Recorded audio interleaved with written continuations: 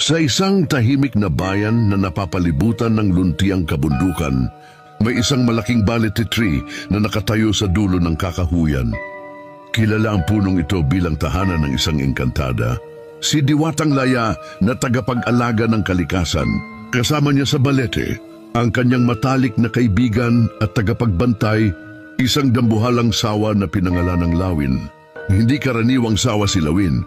Ang kanyang balat ay kumikinang na parang mga perlas at ang kanyang mga mata ay singdilaw ng ginto. Sa araw, matatagpuan siyang natutulog sa ugat ng balete at kung minsan naman ay nakapalupot sa malalaking sanga. Ang presensya ni Lawin ay nagbibigay ng kapayapaan at seguridad sa kakahuyan. Walang sinumang hayop o tao ang nagtatangkang sirain ang kalikasan dahil alam nilang nasa ilalim sila ng proteksyon ni Lawin at ang Diwatang Laya. Ngunit dumating ang panahon na may mga tagalabas na nagplanong putulin ang mga puno sa kakahuyan upang gawing lupang sakahan. Kahit na pinakiusapan sila ng mga tagabayan na huwag galawin ang balete, hindi sila nakinig at patuloy sa kanilang masamang balak. Isang araw, habang nagsisimula na silang putulin ang mga puno, nagising si Lawin sa ingay.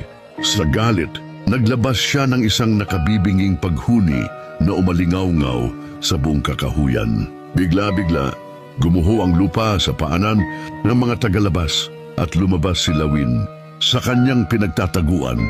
Dahil sa kanyang napakalaking sukat, natakot ang mga tagalabas at tumakbo sila palayo. Inakala nilang si Lawin ay isang demonyo mula sa ilalim ng lupa. Mula noon, mas lalo pang pinaniwalaan ng mga tao ang kapangyarihan ng balete at ng engkantada.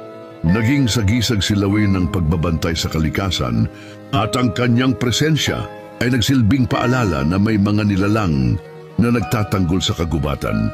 Sa huli, ang mga tagabayan ay mas lalong naging maingat at mas mapagmahal sa kanilang kapaligiran dahil alam nilang sa bawat paggalang sa kalikasan, ginagalang din nila ang Diwatang Laya at ang kanyang tapat na tagapagbantay na si Lawin.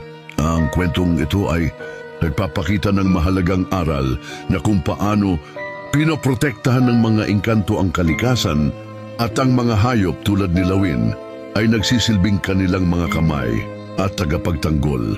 Gusto mo bang ganitong kwento? Halika at magsubaybay para sa mga susunod na kwentong hiwaga at kababalaghan